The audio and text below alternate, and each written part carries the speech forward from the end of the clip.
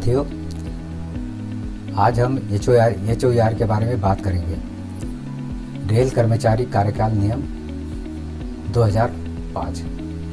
साथियों, मैं नरेंद्र परते, भोपाल मंडल। सबसे पहले तो यह है कि अंग्रेजों का शासन था तो उस टाइम में मजदूरों के कितने घंटे काम किए जाए यह बिल्कुल निर्धारित नहीं था और कोई भी सिस्टम नहीं था। मुंबई में श्री नारायण राव लोखंडे नाम के एक कामगार नेता ने इस बाबत मांग उठाई, अंग्रेजों पर दबाव बनाया। सन 1919 में अंतर्राष्ट्रीय श्रम संगठन ने काम के घंटे और साप्ताहिक अवकाश के बारे में महत्वपूर्ण सिफारिशें की। रॉयल कमीशन ऑन लेबर ने इस बारे में सिफारिशें की।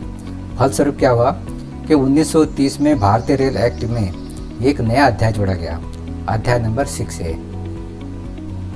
इस अध्याय के आधार पर भारत सरकार ने 1931 में कार्यकाल नियम बनाए।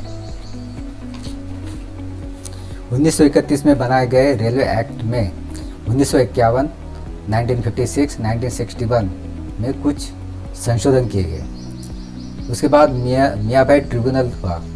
1969 में इन नियमों को रेलवे श्रम न्यायाधिकरण रेलवे लेबर ट्रिब्यूनल को अध्ययन और पुनर्विचार के लिए सौंपा गया। इसके अध्यक्ष थे श्री मियाभाई। उन्होंने 6/7/72 को कुछ सिफारिशें की जो 1 अगस्त 1974 को लागू हुए।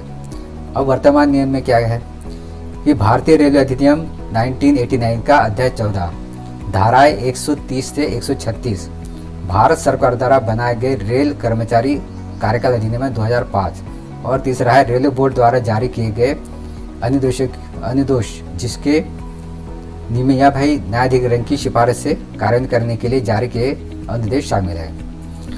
अच्छा, इन नियमों की एक व्यावहारिक सीमा होती है।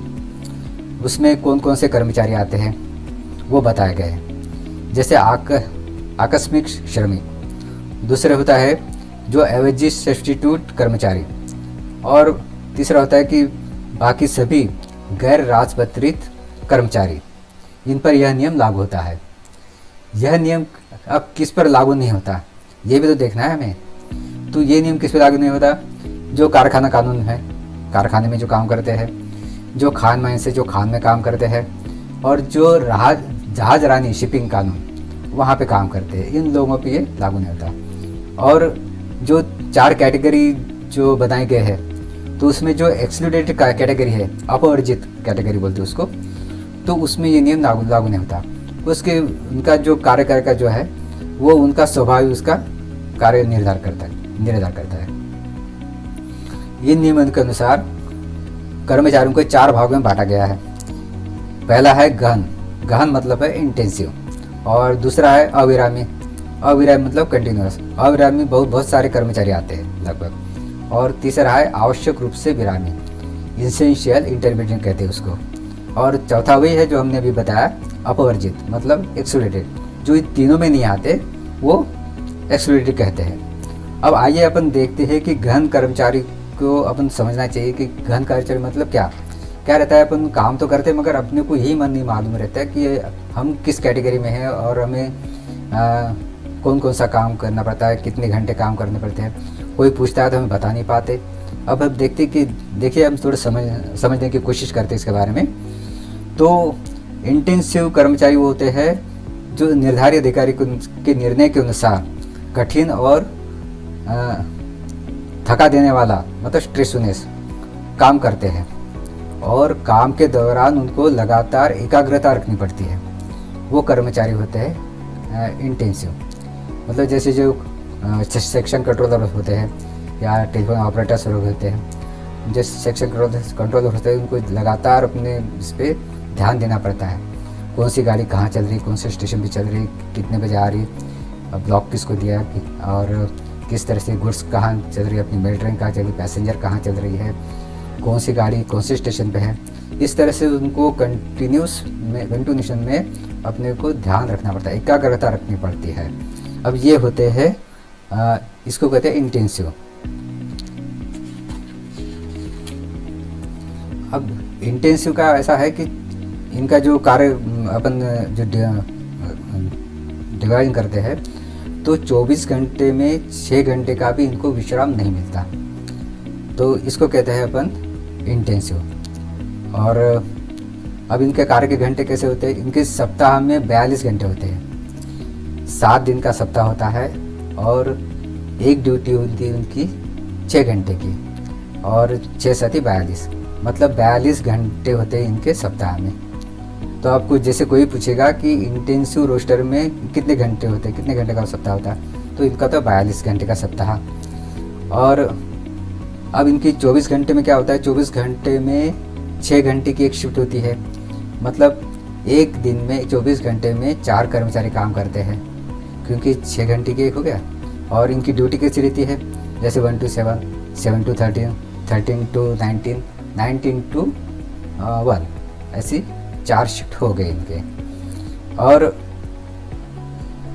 इनको जैसे मान लो कभी पोजीशन ख़राब हो जाती है तो 2 घंटे का एक्स्ट्रा वर्क करना पड़े, 8 घंटे की ड्यूटी करनी पड़ी, तो इनको 2 घंटे का वो ओवर टाइम बन जाता है इनका। अब देखो कि अब हर आदमी को रेस्ट तो चाहिए, रेस्ट का तो प्रावधान है, मगर ये तो 7 दिन काम कर रहे हैं, तो इनका रेस्ट कैसे अपन गिनेंगे? रेस्ट कहाँ से आएगा?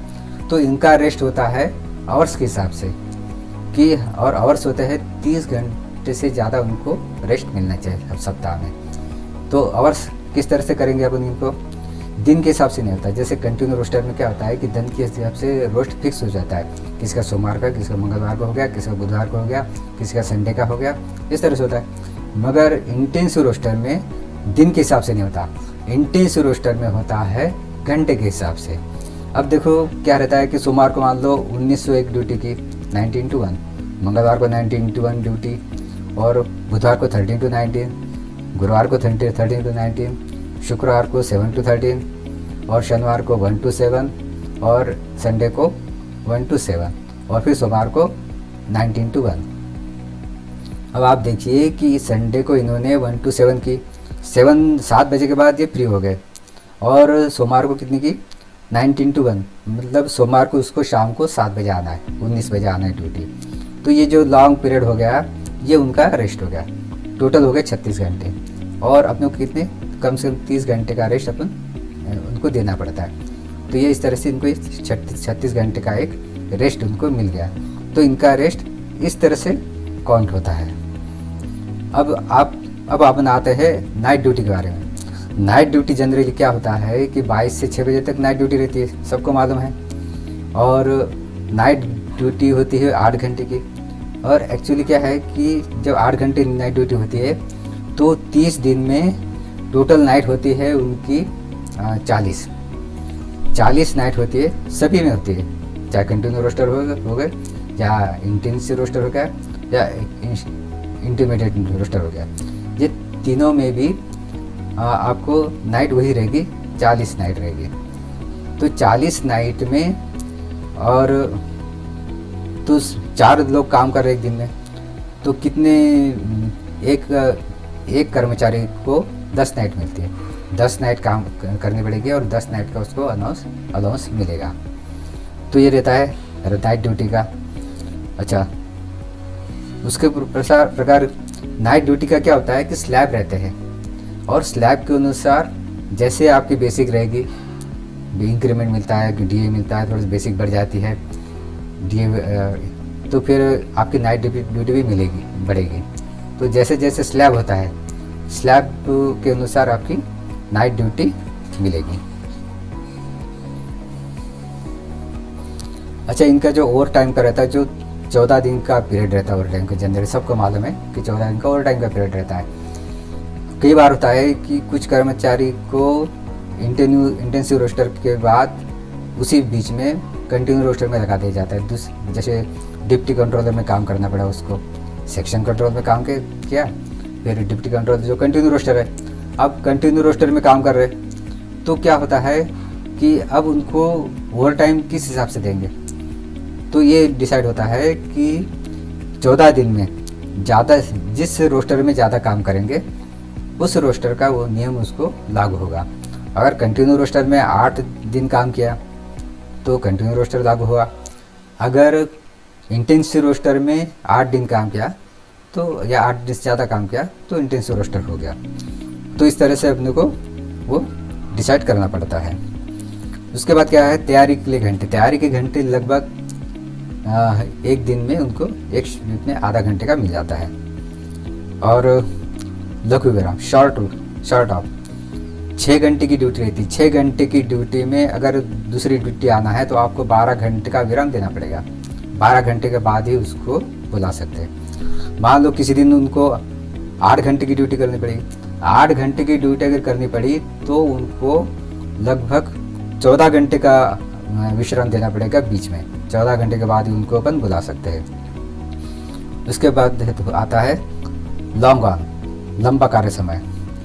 जैसे इंटेंसिव रोस्टर है जिसको गहन कोटि कहते हैं, इनको अधिक से अधिक 8 घंटे काम कराया जा सकता है क्योंकि थका देने का काम रहता है। 6 घंटे उनकी ड्यूटी रहती है। अगर आपको पोजीशन खराब हुई तो आप उनसे 8 घंटे काम करा सकते। 8 घंटे के बाद उसको रिलीवर को बुलाना ही पड़ेगा। तो ये हो गया अपन इंटेंसिव रोस्टर।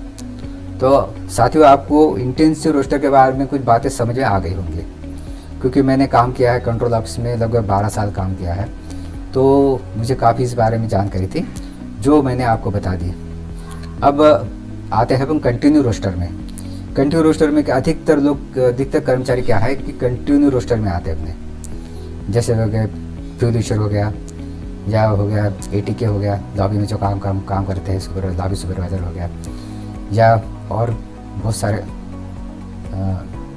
सारे लोग हैं जैसे खलासी हो गया, CNW स्टाफ हो गया। और जैसे जो सुपरवाइज़र कैटेगरी छोड़ के, जैसे लॉबी सुपरवाइज़र है, अगर सुपरवाइज़र इंचार्ज है तो अलग चीज़ है, मगर जो लॉबी में काम करते हैं वो अलग चीज़ है। तो इस तरह से ये लोग कंटिन्यू रोस्टर में आते हैं। कंटिन्यू रोस्टर में क्या होता है कि 8 घंटे की ड्यूटी रहती है। 8 घंटे की ड्यूटी के बाद और 6 दिन काम करना है। 7वें दिन इनको रेस्ट मिलता है। इंटेंसिव रोस्टर का क्या है, वो पूरे 7 दिन काम करेंगे और 6 घंटे काम करेंगे। इनका क्या है, ये 6 दिन काम करेंगे और 7वें दिन रेस्ट मिलेगा। 6 दिन 8 घंटे ड्यूटी करेंगे तो इनके आवर्स कितने हो गए, 48 घंटे हो गए इनके। तो और इनके हो गए 48 घंटे। अच्छा, इनका नाइट ड्यूटी का क्या रहता है कि नाइट ड्यूटी भी इनको उसी प्रकार से 40 नाइट रहती है। अब एक दिन में 3 शिफ्ट रहती है। जैसे 8 घंटे की ड्यूटी थी तो 3 शिफ्ट रहेगी। तो 3 शिफ्ट में कितने हो गए, एक कर्मचारी को आते हैं, 3 कर्मचारी काम करेंगे एक दिन में, तो एक कर्मचारी के हिस्से में आते हैं 13 नाइट। तो नियम के अनुसार 13 नाइट से ज़्यादा ड्यूटी नहीं कराना चाहिए क्योंकि थक जाता है आदमी उसमें। और नियम वही है 22 से 6 बजे तक नाइट ड्यूटी। और अच्छा, ओवर टाइम भी इनको 32 घंटे से ज़्यादा नहीं करना चाहिए। इस तरह से कुछ रिस्ट्रिक्शन है अपने। और जैसे दूसरे दिन इनको बुलाना है तो कम से कम ड्यूटी करने के बाद 12 घंटे का विश्राम ज़रूरी है। उसके बाद ही अपन उनको ड्यूटी पे बुला सकते हैं। तो ये हो गए भाई। और अच्छा, इनको पूरक घंटे कितने मिलते हैं, पूरक घंटे भी मिलते हैं, आधा घंटे मिलेगा। मगर जैसे कई जगह होता है स्टेशन मास्टर होते हैं जो इनको कैश वैश गिरना पड़ता है, बहुत ज़्यादा टाइम लग जाता है क्योंकि वर्क वैसा रहता है। तो वर्क के अनुसार तो उनको उस टाइम में उनको सप्ताह में 6 घंटे मिलते हैं। जनरली आमतौर से सप्ताह में 3 घंटे, मतलब एक दिन में उनको आधा घंटा मिलता है। ये होता है अपने कंटिन्यू रोस्टर में। उसके बाद आता है आवश्यक रूप से विरामी कर्मचारी, इसेंशियल इंटरमिटेंट। यह वे कर्मचारी है जो 12 घंटे लगातार ड्यूटी पर रहने के बाद भी 6 घंटे भी उनके पास काम नहीं रहता। 6 घंटे फ्री रहते हैं, 6 घंटे काम करते हैं। जैसे मान लो कुछ सेक्शन ऐसे है कि वहाँ पे गाड़ियाँ बहुत कम चलती थी, तो और जैसे केबिन मैन हो गए, वहाँ पे बहुत जहाँ गाड़ियाँ कम चलती है, या पॉइंट्स मैन हो गए। अब इनको क्या रहता है कि अब गाड़ी आ रही है 1 घंटे बाद, 2 घंटे बाद आ रही है, तो इस तरह से जो 12 घंटे का इनकी ड्यूटी रहती है 12 घंटे की, इसलिए तो 12 घंटे के पीरियड में 6 घंटे का भी इनका वर्क नहीं रहता। अच्छा, जो खाली समय रहता है उसको अपन कैसे गिनेंगे, जैसे आधे घंटे के 2 पीरियड होने चाहिए कम से कम। और एक एक घंटे का एक पीरियड होना चाहिए। तब तो अपन कहेंगे कि भाई इनको इस पीरियड में काम नहीं है, तो इसलिए ये इसेंशियल इंटरमीडिएट रोस्टर में आते हैं इस तरह से। और नाइट ड्यूटी का वही रहता है स्लैब के अनुसार, और नाइट वही रहता है 22 से 6 बजे तक। अच्छा, इसमें कौन आते हैं, जैसे वेटिंग रूम अटेंडेंट हो गया, बैठे काम नहीं, आराम से काम कर रहे हैं। और सफाई वाले हो गए, एक झाड़ू लगा दिया, बैठे। उसके बाद सीवर के गेट में विश्राम गृह के केयरटेकर, सलून परिचारक। मतलब काम का ऐसा प्रकार है कि काम बहुत कम रहता है मगर अटेंड होना ज़रूरी रहता है, तो इसलिए इनको इसेंशियल इंटरमीडिएट रोस्टर में ये लोग आते हैं। अच्छा, इनको पूरा तैयारी के लिए कितने घंटे मिलते हैं? तैयारी के घंटे, अगर इनको क्वार्टर मिलता है, आधा किलोमीटर के अंदर अगर क्वार्टर मिलता है इनको, तो इनको वही मिलेंगे 3 घंटे सप्ताह में, मतलब आधा घंटा पर डे के हिसाब से। और अगर आधा किलोमीटर से ज़्यादा दूर रहते हैं, इनका क्वार्टर बाहर रहता है आधा किलोमीटर से, तो सप्ताह में 4.5 घंटे इनको मिलेंगे। अच्छा, रनिंग स्टाफ के नियम थोड़े से अलग है। रनिंग स्टाफ को तैयारी के लिए लगभग सप्ताह में 4 घंटे मिलते हैं। तो साथियों, ये होगा एक एचओरी के बारे में मैंने थोड़ी सी आपकी जानकारी दे दी, और मैं समझता हूँ कि आपको मिल गई होंगी थोड़ी जानकारी, और इसके लिए मैं आप सबका धन्यवाद देता हूँ। और फिर मिलेंगे अपन दूसरे नए वीडियो के साथ, तब के लिए नमस्कार।